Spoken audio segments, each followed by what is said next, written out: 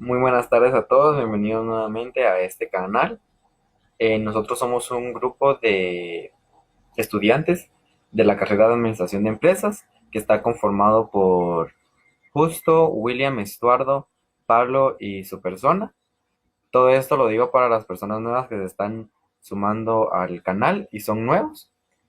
Entonces, como anteriormente mis compañeros le estaban explicando sobre el tema de los contribuyentes, los tributos, eh, el sujeto, la persona individual, la persona jurídica. A mí lo que me toca exponer el día de hoy son los elementos de las obligaciones tributarias, pero para empezar esto, les quisiera comentar acerca de qué es la obligación tributaria. Entonces, vamos a empezar. La obligación tributaria es un vínculo que existe por ley entre el Estado, quien es un ente acreedor, y el deudor, quienes son las personas físicas o jurídicas. Toda obligación requiere de elementos, sin los cuales no existe. Esos elementos son el sujeto y el objeto. Como primer elemento tenemos al sujeto, que los sujetos eh, de la obligación tributaria se dividen en dos, los cuales son el sujeto activo o acreedor y el sujeto pasivo o deudor. Estos elementos tienen caracteres especiales en esta obligación, sabido que es la de obligación se contrae por voluntad o por disposición legal. El acreedor lo que es por la ley lo marca y el deudor igualmente. La obligación tributaria, el Estado toma el papel como sujeto activo de dicha obligación y el contribuyente se desarrolla como sujeto pasivo. Al sujeto pasivo se refiere a todas las personas que nosotros pagamos todo lo que la ley impone, como por ejemplo todos nosotros las personas que lo pagamos somos el sujeto pasivo. El sujeto activo. Esto quiere decir que son como los entes del Estado, las municipalidades, todas las personas que cobran ese impuesto. Pero acá está la definición que se las voy a dar, que es el derecho tributario. Existe un solo sujeto activo de dicha obligación y es el Estado. El sujeto activo de esa relación no puede dejar de cobrar las contribuciones, pues sin ello le impediría subsistir y el Estado no puede renunciar a su existencia, ya que la misma presenta la vida social que no le pertenece. Cuando los gobernantes reciben y aceptan el mandato del pueblo, se crea un compromiso de los mismos de hacer efectivo el derecho, función de justificar la existencia del Estado gobierno, ¿verdad? Como así para el sujeto activo de las contribuciones es derecho y obligaciones cobrarlas, el Estado queda obligado a pagar contribuciones únicamente cuando las leyes o señalen expresamente. El sujeto pasivo. El sujeto pasivo de la obligación tributaria es la persona que conforme a la ley debe satisfacer una presentación determinada a favor del fisco, ya que sea propia o de tercero o bien se tarde de una obligación tributaria sustantiva o formal. La única capacidad para el sujeto pasivo fiscal es llamada tributaria, que más que capacidad es consecuencia de que se haya producido el hecho generador del crédito fiscal. No siempre las personas a quien la ley señala como tal es la que efectivamente paga el tributo, sino que en ocasiones es una persona diferente quien lo hace.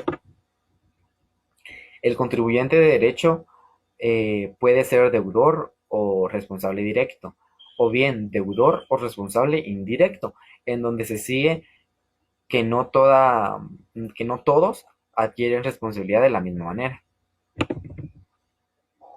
Como el segundo elemento sería el objeto, que toda ley fiscal debe señalar cuál es el objeto del, del gravamen, o sea, lo que grava, objeto del impuesto o hecho imponible.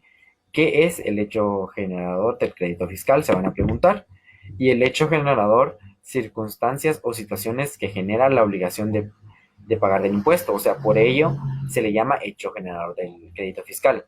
Es la situación jurídica o de hecho previsto por la ley para que nazca o se cause la contribución.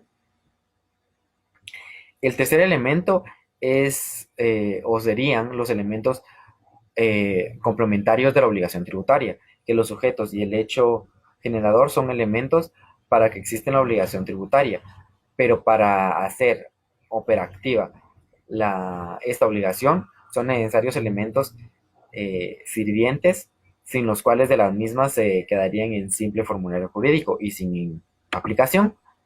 Como el primero sería la fuente de las contribuciones, que la fuente del tributo es la actividad económica grabada por el legislador, en la cual se pueden precisar diversos objetos y hechos imponibles.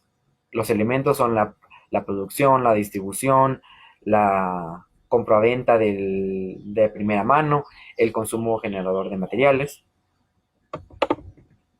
El segundo elemento sería la unidad fiscal, que la unidad fiscal o unidad del impuesto es la cosa o cantidad delimitada en medida, número, peso, etcétera, sobre la cual de la ley fija la cantidad que debe pagarse por el concepto del impuesto y que servirá de hacer el cálculo res- respondiendo en cada caso concreto. La unidad que amerita el pago del impuesto es monetaria o en especie. Y el tercer elemento sería la base del impuesto, que la base del impuesto es la suma de las unidades expresadas por la ley, sobre lo cual se calcula el impuesto. Como número uno sería se obtendrá la unidad fiscal disminuyendo de la totalidad de los ingresos acumulables obtenidos en el ejercicio las deducciones autorizadas por este título.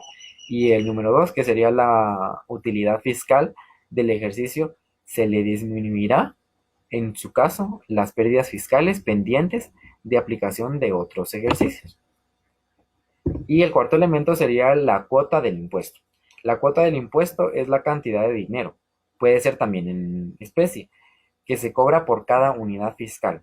Las cuotas de las contribuyentes pueden expresarse de forma fija o de forma progresiva.